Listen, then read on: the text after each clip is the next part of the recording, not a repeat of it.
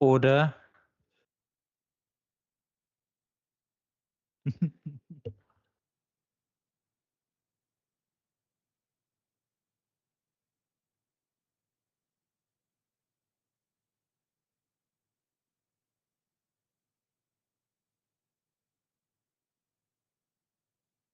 Good. Let me just check. Has it gone 12 o'clock? It's good afternoon. Good afternoon, ladies and gentlemen. Welcome to the Western Cape Provincial Parliament. My name is Dalen Mitchell, and I'm the Speaker of the Western Cape Provincial Parliament. It is indeed a great honor to welcome you to the WCPP again, to the guests in the gallery. A warm welcome to the WCPP. I absolutely love what we're doing here today. I remember that after a visit last year to the Carl de Toy Center, we made a commitment that we will be the first in Africa to host this power of speech in a parliament in Africa, and we've done so as a first last year. And I then also made a commitment that for as long as I'm the Speaker of the Western Cape Provincial Parliament, this will be an annual event. So it's great to have you here today. We were speaking about it earlier on last year. We were all in tears because of the amazing work that you do, but also the collaboration between the students or the participants, and it was so heartwarming to see that no matter where you come from or which area you reside in the province, that the same opportunities are given.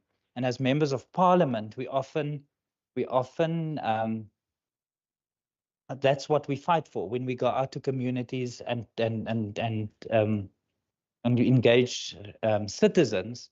It's about creating that hope, being provided with the same opportunities, not just the opportunities that you're given by birth, but that you are being provided that space. And the work that you guys are doing is amazing, because you cross that barriers and you create that space and hope for many young children. So it is indeed a great privilege for me to again welcome you. We look forward to a very interesting and a wonderful program. It will be remiss of me not to thank the administration, so now to you and the team that has put together the program for today, but also to the members of parliament that took the time out to participate. Members, thank you very much. We have members of parliament, but we're very privileged to have the Minister of Cultural Affairs and Sports here today. We have the Minister of Health and Wellness, which you work closely with. We also have the Minister of Police Oversight and Community Safety. So thank you very much to the ministers in your busy schedule that you are participating and that you saw the need and importance of this program. But before I get too carried away, let's get into the program. But once again, welcome to the guests in the gallery. If I don't know how many is there, but you're more than welcome to come down and sit on the floor. So the parliament is not in session, so please feel free to sit in the benches. Thank you.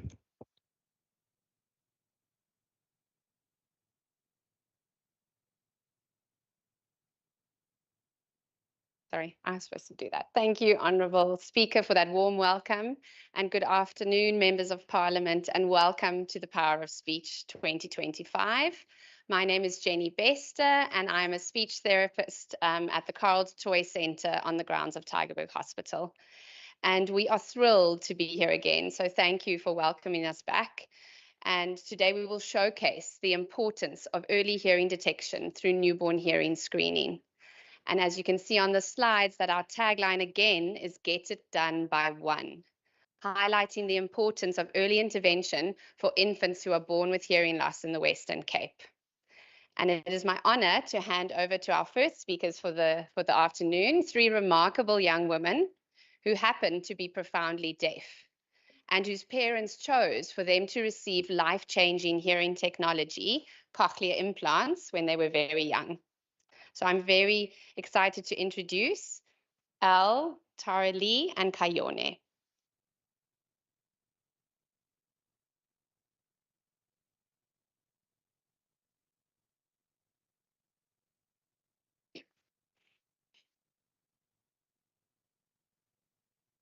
Molweni, gama lam uKayone Sikebi.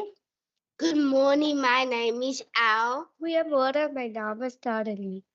Each one of us can speak, right? Each one of us is deaf, right? Each one of us has got the right to speak. But how is it possible? Wow, Ollie is key like me. I was 7 months old. We live in retreat, but my mom and dad drove all the way to cover the toy at Tigerberg. They say it was tough, but it was worth it. I don't know because I was just a baby. My parents are the best. They did it for me. Do you think they get it? That we were all born deaf, but we can speak? How is it possible? Technology. Hey, we have all got cochlear implants, which means that we are all profoundly deaf. There are different degrees of deafness, but profound means hear nothing. Oh, next to nothing. Some kids have bars and some have hearing aids, whatever is best for them. But I needed a cochlear implant, and I am so grateful I got it. Not everyone does. Because they are so expensive, but it's all about speech. The power of speech. The letter S is for special needs. Actually just special. P is for power. Oh my word, yes. I love that I can speak to my family, my friends, and my community. E is for early and essential for best outcomes. And expensive. C is for Carl to Toy Center. And H is for hearing. I love listening to music, dancing, and doing ballet. I remember the first time I heard rain. My mom cried, and at night, when my cochlear implant is off, silent, just perfect. So there you have it in a nutshell. Welcome to the power of speech. Get it done by one.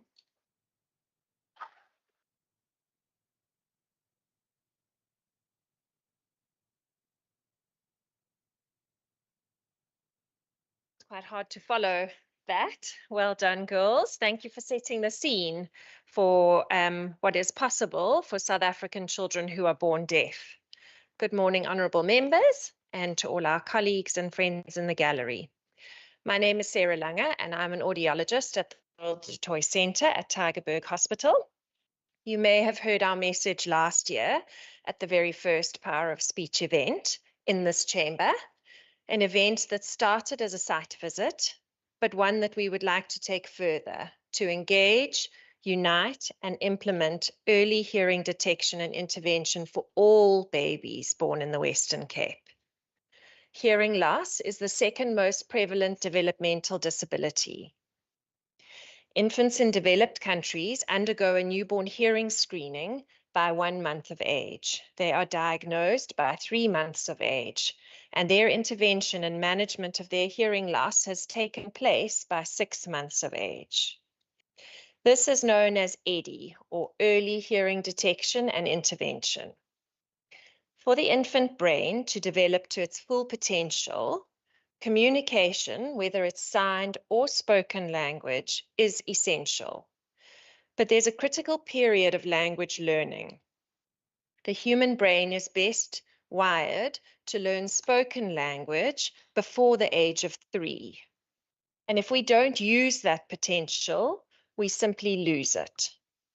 A child diagnosed late with hearing loss will have lifelong implications with language, literacy, and academic learning.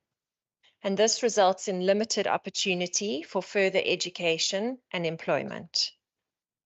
The quick, simple newborn hearing screening test can change the outcome for so many children, but it's still not available to the majority born in our country.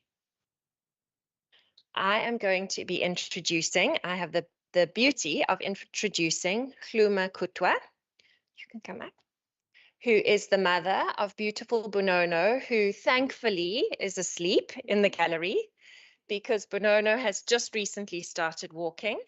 He is now 18 months of age, and Bonono's hearing loss was picked up by the Tygerberg Hospital Karel de Toy Cochlear Implant Screening Unit.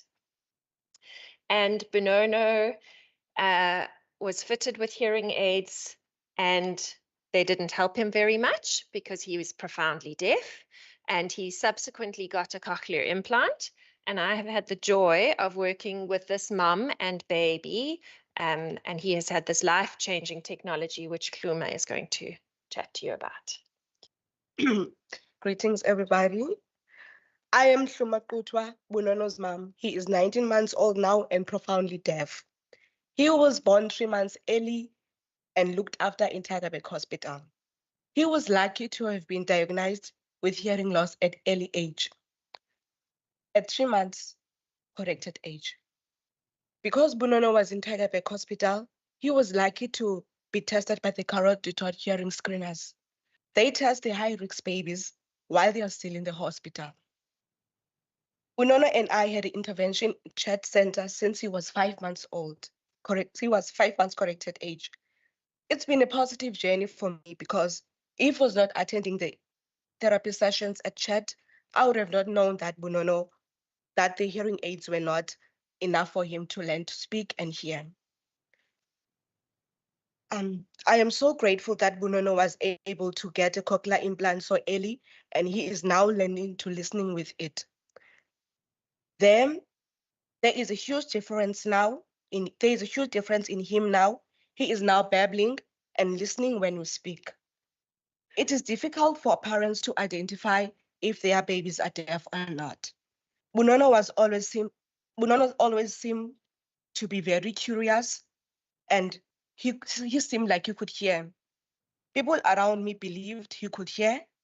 If Bunono hadn't had his hearing tested, I would have not have known he was deaf. I would have also believed those who said he could hear because of how he was engaging with us. I wish all the babies to have the same chance as Bunono, to have a hearing test when they are born, because it is important to start the therapy early so that the children are not left behind with their development. Bunono has a bright future because he will be able to listen and hear and speak like other children. Let's get it done by one.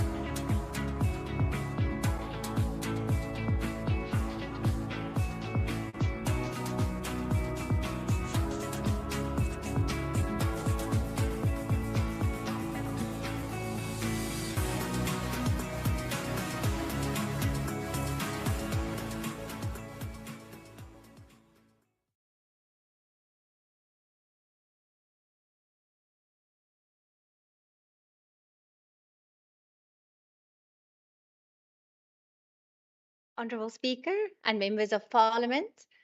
Thank you for the opportunity. My name is Tarsha de Kock and I'm an audiologist and the director of the Hearix Foundation, an organisation with a vision of healthy hearing for everyone, everywhere.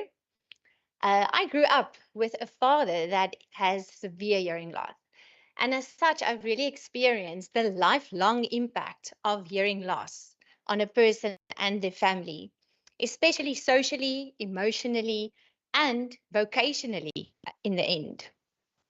As you saw in Bonono's story, newborn hearing screening is the important first step in this process of early hearing detection and intervention that's needed to really change the life trajectories of children born with hearing loss.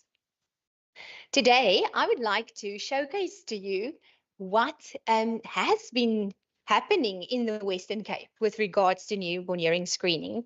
And I have the difficult task of summarizing 25 years into 5 to 10 minutes. So stay with me. Following the legislation of newborn hearing screening in the UK and the US in the late 1990s, the Karel de Tooy Centre was actually the first in South Africa to buy an OAE hearing screening device back in 2001. So immediately we knew that different to our first world counterparts, a different approach would be required. Majority of our babies in South Africa are not born in hospitals where newborn hearing screening was normally implemented. And so we set out in the very first newborn hearing screening program at the Nolongile Clinic in Site C in Khayelitsha, where we screened the hearing of young babies that came for their 6-week immunization visits.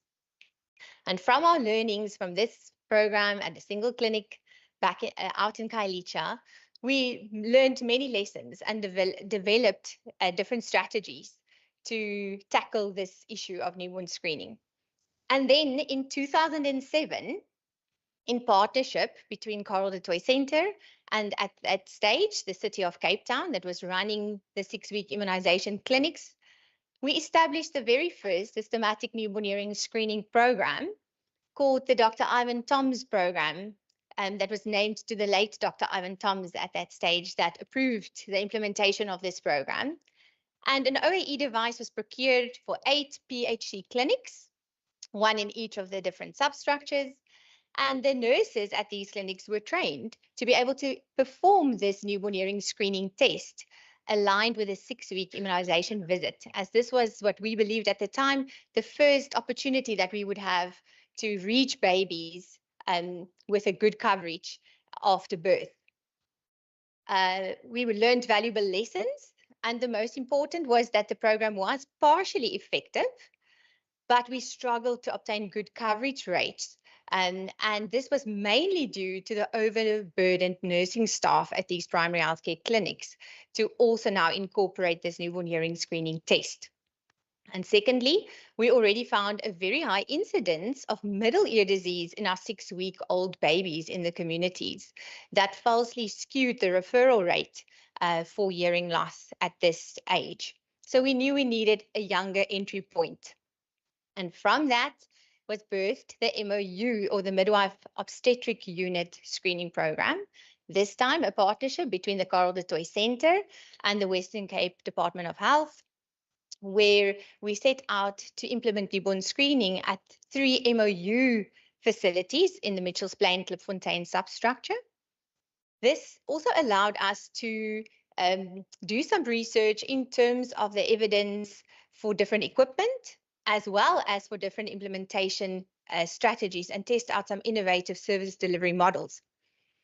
Importantly, at 2 of the facilities, we trained once again the staff in the MOUs to perform the newborn screening at the postnatal follow-up visit. So this created a perfect platform. The babies returned to the MOU every 2nd day after birth, which gave us multiple opportunities before the age of 2 weeks to perform the test. So the nurses were trained at 2 facilities, and at a 3rd facility in Mitchells Plain, we appointed a dedicated non-professional screener that was trained to be able to perform the newborn hearing screening test. And I'm very happy to share that the results were excellent. in term, and you'll see on the next slide when I get there, in terms of all the important impact measurement guides. Then we knew, okay, we have the right strategies, we have built the evidence, but now newborn hearing screening cannot be implemented as a silo. And the next important step was to embed it within a whole systems approach. How would this be included in all levels of care? And we know that we can't only focus on the newborn hearing screening, but not be ready for the diagnostics and the intervention and the family support that's needed for successful outcomes. And from that, with the support of our Premier at the time, and the Red Cross Children's Hospitals Trust support, we, the Carl de Toy Centre, implemented the Child Speech and Hearing Project between 2014 and 2017. And during this important 3-year period, we developed packages of care for audiology and speech language therapy services and looked at what can be done within community-based care, primary health care, district hospital level, and tertiary hospital level care to embed newborn hearing screening and AD services into all levels of care, so that it can be an integrated approach. That was also completed successfully. And at the end of the project in 2017, when it came to an end, we moved the dedicated newborn hearing screener that was at the Mitchells Plain MOU over to the Tygerberg Hospital, where the screener is now screening high-risk babies in Tygerberg Hospital as part of the Tygerberg Hospital Carl de Toy Trust screening unit. And I'm so happy to report that between 2017 and now, the 2 ladies doing newborn hearing screening has covered more than 25,000 babies. But this would also not have been possible without the support of the Carl de Toy Trust that's covering the cost of these screeners. So you'll agree with me that over a 25-year period, we've come a long way.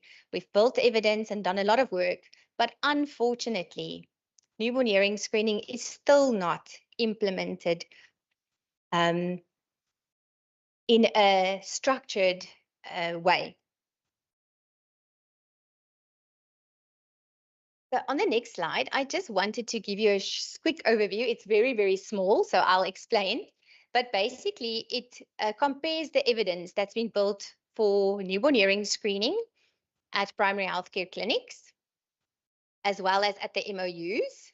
There we go. Fantastic. Thank you. And it's very, very quick to see when we evaluate newborn screening programs, we use international benchmarks for coverage rates. So how many babies out of those born were covered?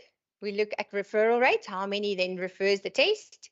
And we look at follow-up rates because we need those babies to be followed up in order to be diagnosed. And then obviously the diagnostic outcomes. And here you'll be able to see in the middle column, the outcomes of the Ivan Toms program that was implemented over 19 months at 8 facilities. So 8 pieces of equipment, 8 sets of nurses to be trained. And they were able to reach 2,018 babies over a 19-month period. In the next column, we have the outcomes of the MOU screening program at 1 site. So only the Mitchells Plain MOU, where we had a dedicated screener. And with 1 dedicated screener, 1 piece of equipment over a 16-month period, so a shorter period, the screener was able to cover nearly 7,500 babies, averaging up to 50 babies a day at times.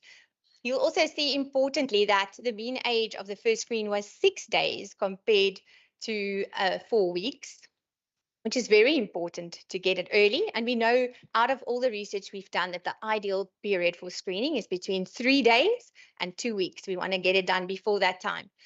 And our coverage rate was more than 95% compared to only 30 in the Ivan Toms program.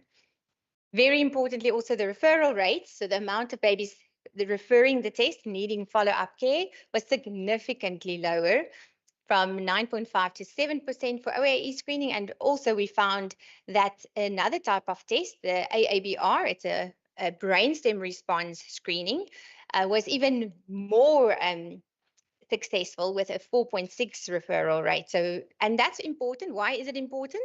Because it reduces the burden on the follow-up care. So the more accurate the referrals that we send, the less time our tertiary centers will spend on incorrect referrals. And then very important there also that you'll see the total referred for diagnostics that I touched on. Our follow-up rates were within international standards above now 90%. And also, we were able to diagnose 1 in 1,000 babies. It's important to note here that at the time of this implementation, the waiting times at our tertiary hospitals, because all the other levels of care haven't been capacitated, was up to 6 months. So now we pick up the child really early, but then they wait really long to get help. And then it's often multiple appointments before we get to a point of diagnosis and intervention. So that is something to take note. It's not necessarily a true reflection of the prevalence that we're expecting. So we're expecting between 3 and 6 in 1,000 babies when everything runs smoothly. So up to, if you take that into our birth rates, it's up to 17 babies a day born in South Africa that's born with a hearing loss. So we really still, unfortunately, lack systematic implementation and need to take some action.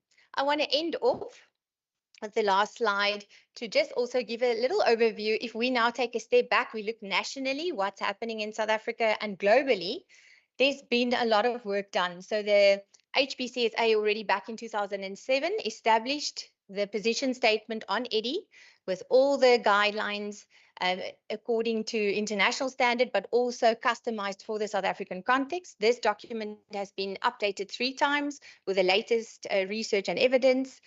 And then of late, the Clinton Health Access Initiative supported the National Department of Health to again put new focus on EDI and has developed some guidelines for the implementation of EDI on a national scale.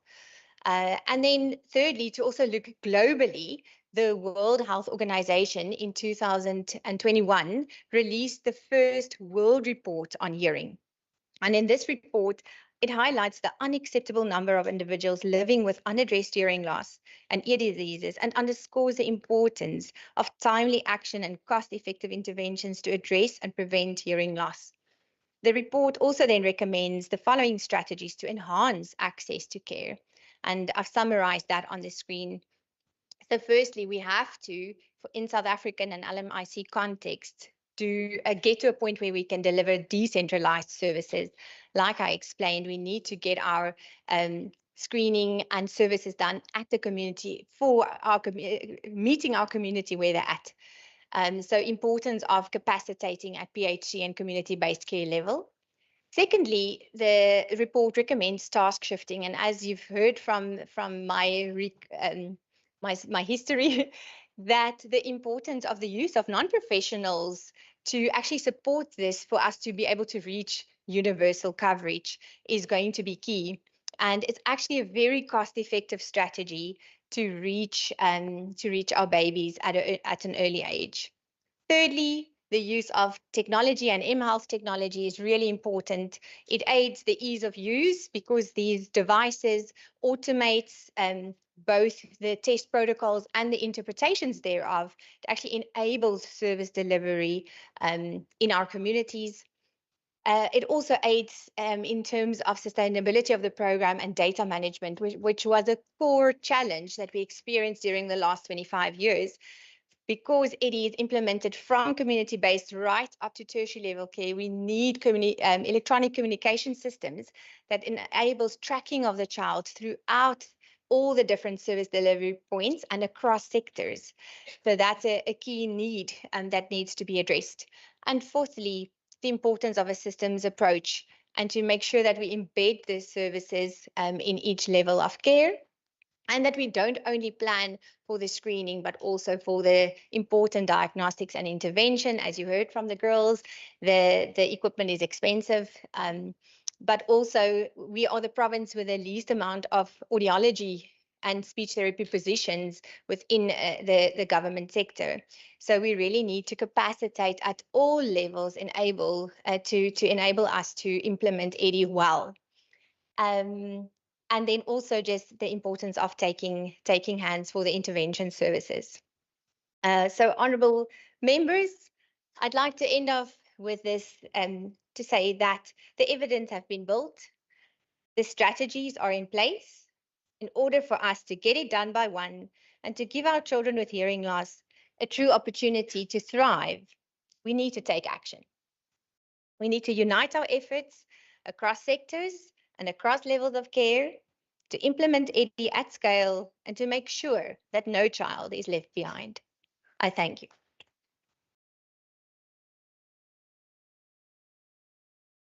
Thank you so much, Tasha, for that extensive overview of what has been done and the proven evidence-based protocols that are already in place. And it's my honor to introduce our next speaker, Burton Solomons. Burton is the dad of Blake Solomons, who is also here with us today. And Blake was privileged to receive a newborn hearing screening at just 6 weeks of age. And we are so grateful that you have taken time to be with us and to share your story. Thanks, Burton. Good afternoon. Thank you for having me and allowing me to tell my story. My name is Burton Solomons. This is my son, Blake. It was during a routine checkup at 6 weeks when Blake had a newborn hearing test. We received news that Blake could not hear. There were no clear signs that Blake lived in a world of silence. He was always responsive to attention and interacted with us like any other baby, engaging eyes with a smile.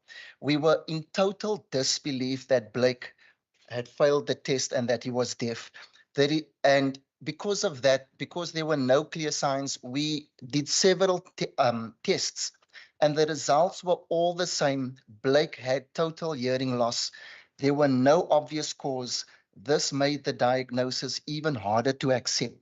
So the shock of the situation hit me real hard. I felt my heart shattered, thinking, what would life be like for him without access to sound? We mourned as I thought of the challenges he would face in an already challenging world.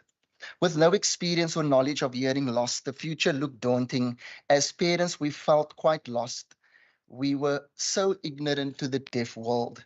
We visited different audiologists who advised us to get the necessary parent support in raising a child with hearing loss. There was such a huge rush to get Blake access to sound that could reach, so that he could reach all his developmental milestones. For parent support, we were referred to High Hopes, an intervention program for children who are deaf, and Carl Detroit Center that specializes in teaching deaf children communication skills. At 2 months old, Blake received his hearing aids, but the extent of his hearing loss was so severe that it made no difference at all. At this point, we were advised to consider a cochlear implant so that he could have access to sound. With little to no joy with hearing aids, we decided that cochlear implants would be the best option for Blake. And on the 8th of May 2015, Blake received his cochlear implant. The surgery was such a huge success, and my little boy was a brave star. His initial reaction to sound was small over time, but we saw the progress later in life. Blake was very lucky to receive his second cochlear implant 9 months later. We have good days and we have great days. The CI has opened the world of sound to Blake, a world he might not have known had it not been for this device. He is able to hear me say, I love him. He plays the guitar and loves singing along to his favorite songs. These little things are constant reminders of the miracle my little boy has received. I thank God that we are so truly blessed. Along our journey, Blake has exceeded many milestones. He is now in a mainstream school in grade 5 at Edgemead Primary. And last year he was in the top 20 academically. He plays sport and guitar and enjoys a full life. We have met the most amazing people along our journey. And we call them the CIA, cochlear implant angels. Angels who have walked along our side. Cochlear implants gave us a new hope that Blake will be able to handle any challenges and live a full life. The assistance of Karel de Tooy Chat Center, the supportive service, and a dedicated and knowledgeable team of professionals have changed Blake's life forever. I am very passionate about disability inclusion, equality, and acceptability for all. Not being able to hear leads to profound exclusion. Blake is not limited by his hearing loss, and because he was afforded early access to sound. He leads a full and wonderful life, just like his older brother. Accessibility allows for inclusivity. Please make our reality a reality for all children born with hearing loss in the Western Cape. We need to get it done by one. Thank you.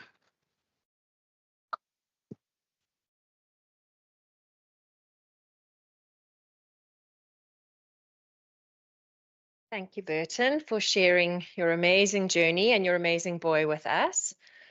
So I want to point out that the members in the gallery, a fair number of them are from the Karel de Tooy Centre, but there are also other people here colleagues who are part of Tygerberg Hospital Audiology Department, the Cochlear Implant Unit, Red Cross Hospital. So today is obviously a lot about children who have learned to listen and speak, but there are deaf children out there who are using sign language effectively and well, and it is their first language, possibly if they have deaf parents. And our key message today is really that in order for a child to develop communication of their parents' choice, they need early. So even a deaf baby who is going to learn sign language needs to be diagnosed early so that the parents can choose which method they would like. And it doesn't have to be one or the other. If we get in early enough, these children can be bilingual. So that's really a key message from today. Some of the data that I want to share with you now really follows on from Tasha's data. And Tasha really has walked a long journey with her research and has a wealth of knowledge, and we were very grateful that she would come and summarize her long-standing 25-year history. And our data really ties in with her data in terms of we look at the average age a child is diagnosed with hearing loss, because that number is a key number. It really determines what this child can do. Several programs have limitations in terms of when they will allow a cochlear implant or can afford a cochlear implant for a child in the state sector. We really need to consider whether we implant a child diagnosed late, 3-4 years of age, when we know it is highly likely that they are going to struggle to learn to speak. So with a lack of resources, we need to be careful with our resources. So we look at average age of hearing loss diagnosis coming into our center. And obviously back in 2004 to 2009, we were around 28 months. Between 2014 and 2018, we were down to an average age of diagnosis of 11 months. We are not yet at the EDI guidelines of 6 months, but we were very close. And one of the key factors during that time was the Western Cape Child Speech and Hearing Project. It was clearly evident that it was working. Sadly, we then got hit by COVID, but more importantly, the speech and hearing project was not continued, and our average age of diagnosis in the last 2 years has been over 30 months. So the majority of children that we are faced with on a daily basis have not been afforded the opportunity to get a cochlear implant, and their parents have therefore not been afforded to give their children the language of their heart and their home. So this is a key in the whole newborn screening piece. Next, I'm going to be asking Msuli Kama, who I think most of you are aware of. And we were very, very grateful. As we said to Masuli when we first met him, we are simply clinicians working on the ground with the patients, but we see the families, we face them on a daily basis, and we feel passionate about them, but we lean on very knowledgeable people like Masuli to help us spread this message. Thank you very much, Sarah. I think without wasting any time, I have to first appreciate the leadership that has been shown by the Speaker of this House, in getting us to this stage from the power of speech session that was there last year up until this year. I think that is great leadership, because even what I'm going to talk about seeks to build that leadership, for children across all sectors in our society. So thank you for that. It's much appreciated. And our wishes is that let's move, forward from where we are with the successes that we have registered. So I'm just going to, try to bring this closer. And I think Tertia spoke about unity. And I want to say it must not just be unity for the sake of unity, but it must be unity of purpose.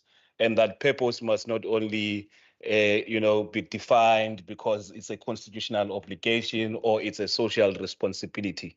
But I want us to look at putting children at the center of our national development, and in this case of our provincial development, because it's an investment to the future. It's not just a social responsibility. It's an investment to the future of this province. When all children in this province are able to, reach their optimum well-being and grow to their full potential, it is when we're going to see a province that has changed and gives everyone that opportunity, to succeed. I think we work as Hold My Hand in support of the national strategy to accelerate action for children.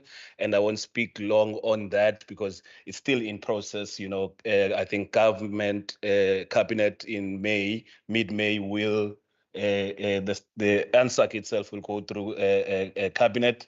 But this strategy, what it wants to do really, and us as Hold My Hand, were given a memorandum of agreement by the presidency to support that strategy as an interface between government, private sector, and all of society. How do we mobilize everyone in our society to think about just one thing that they can do for a child?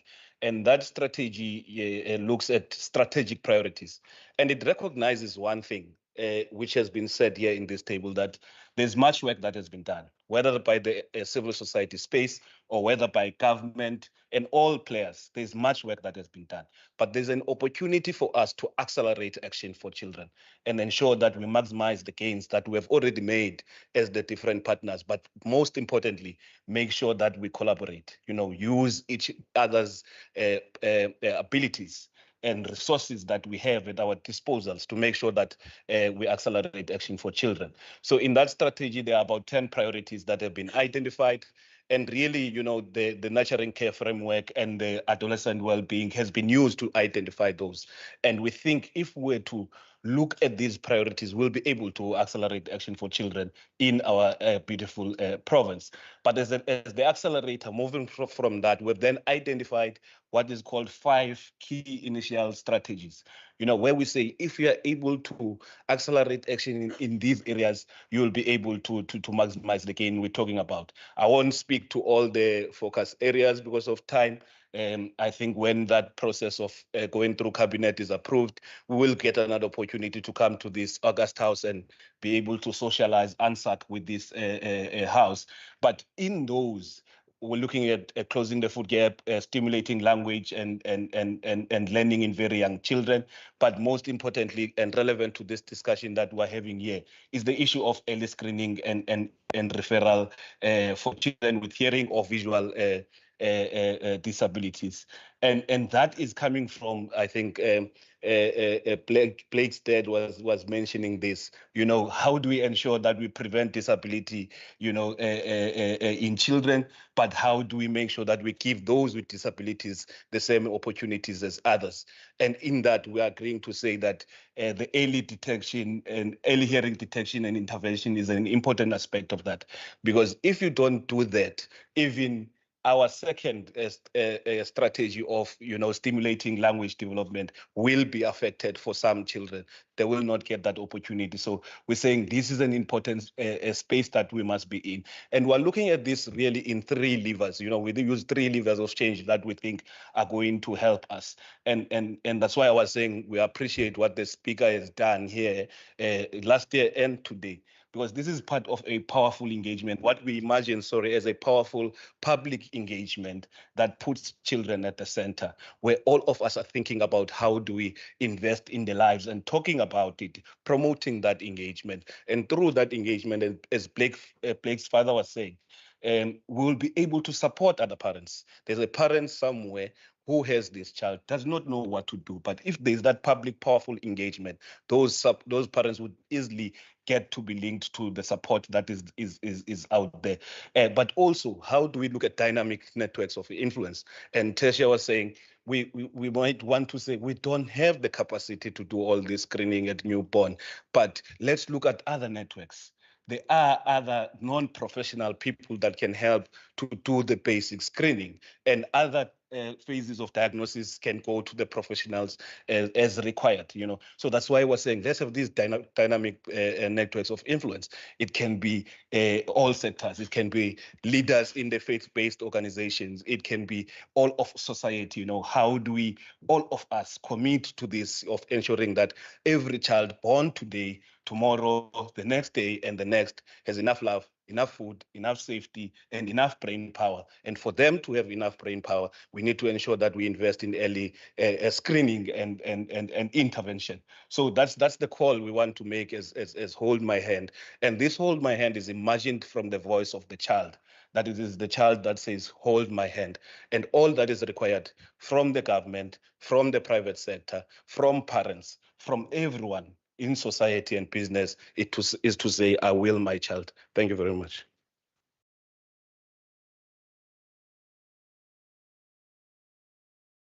Thank you so much, Masuli. We are almost at the end, honourable members, but I am excited to introduce our final speaker for the afternoon, Klinga Lande. And Klinga is a feisty and determined 10-year-old little girl who is attending 7 Steps Academy for the Deaf. And she was born at Mowbray Maternity Hospital, and before being discharged, had a newborn hearing screening test, and that changed the trajectory of her life. And she's here to share her story with us today. Thank you, Klinga. Dear honorable members, my name is Kangalande and I am 10 years old. I am here today to share how being diagnosed with a hearing loss at birth has shaped my life and how it will help me in the future. Did you know a baby's hearing can be just tested hours just after birth? Isn't that amazing? I am lucky to be of the few children in South Africa who had my hearing tested just when I was a tiny baby, only a few hours old. At that time, my hearing was tested at Mowbray Maternity Hospital, and my hearing did not pass, which made my parents worry, but this meant they would at first. I was referred to Red Cross Children's Hospital for more tests, where they confirmed that I had a bilateral profound sensory neural hearing loss. This means without technology, I could not hear anything. I was given hearing aids, and my parents were then referred to Korotoi Chat Center, where we attended weekly sessions to help me learn to listen and speak. It was there they noticed my hearing aids weren't helping me enough. There is no way that I could talk with my hearing aids. I needed a cochlear implant. I got my cochlear implant at 24 months, which I will wear rest of my life. In South Africa, the average age for diagnosing hearing loss is 31 months, which is much later than I already got the right technology for me. I am very lucky because my hearing loss was found early. I was able to get the right technology support from the start. I can dance, enjoy music, and I love telling jokes. I have learned to listen and speak so I can communicate with my family, friends, and strangers. I speak isiXhosa, the language of my family, and English, the language of my education. I can read and write in English. This helps me feel a part of my community, build friendship, and right here. And today, it helps me speak for other children like me right here in Parliament. Early diagnosis is very important because it gives children like me the chance to start life with the right support. When hearing loss is found early, we can get the right technology and services that helps us hear and communicate better. This helps us develop speech, language, and social skills like other children so we can do well in school and make friends. We can enjoy all activities from school to sports, which builds our confidence. I I go now to Seven Steps Academy for the Deaf, which follow the mainstream's CAPS curriculum. When I finish school, I'll get the same qualification as children in mainstream schools. I plan to study further. When I grow up, I want to be a teacher to help other deaf children because I understand how they feel.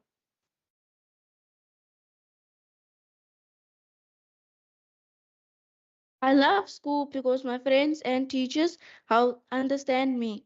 Everyone is kind and caring, and I can take part in everything. We take swimming lessons and we do athletics at Greenpoint Park. I am doing great, and I believe I will continue to reach my full potential. In the future, I know I'll get a job and make the difference in the world. Early diagnosis and support have given me the chance to succeed, and I'm determined to keep working hard to be the best I can be. I have a bright future ahead.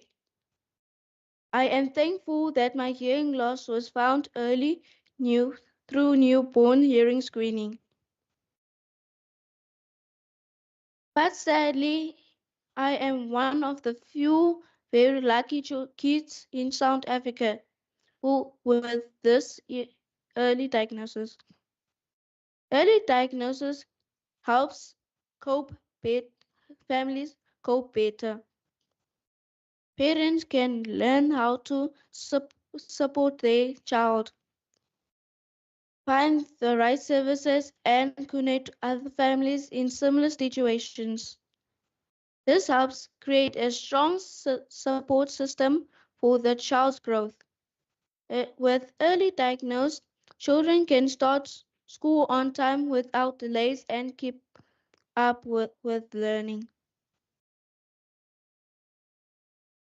They have the same chances as other children to succeed. Thank you for listening to my story. I I'm sharing it because I believe that early diagnosis and support makes a huge difference in helping children like me to succeed. I am asking you to make new newborn hearing screening mandatory in South Africa, starting with the Western Cape. This way, all children born with hearing loss can be spotted and get the support they need for a bright start in life. Let's make this happen, and you have the power to make the changes we need. Let's take action and get it by one.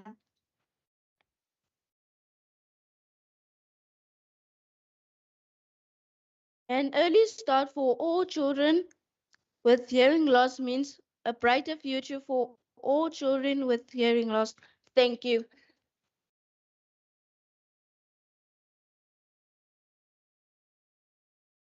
Thank you, Tsinga, for that powerful ending. Okay, honorable members, we have come to the end of our afternoon and the end of our power of speech. And I'd just like to end with our call to action. And my colleagues, Sarah and Tash and Masuli, we've used the same word. So our call to action is simple this year. It's 3 simple words. It's engage and unite and implement. So you've witnessed that the power of speech is an incredible opportunity for members and policymakers to hear and see what children can do if they are diagnosed early. But we call for further engagement. We don't just want this to be an annual event, but we want meaningful engagement that can lead to policy change and improvements for children with hearing loss in the Western Cape.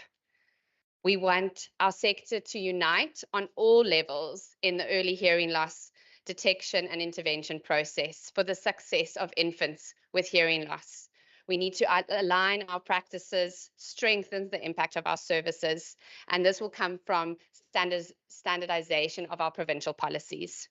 And finally, we want newborn hearing screening to be implemented appropriately, sustainably, and effectively using the evidence-based protocols that are already available. So I'd just like to thank all of the speakers that were here today, and thank you for your attention. And I'm going to ask Kayone to hand over to the Honourable Speaker our call to action that we've printed out for you today. So thank you so much.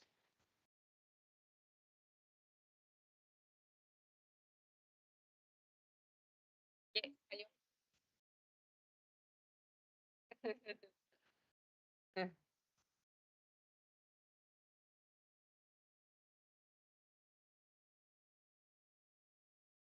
Thanks so much.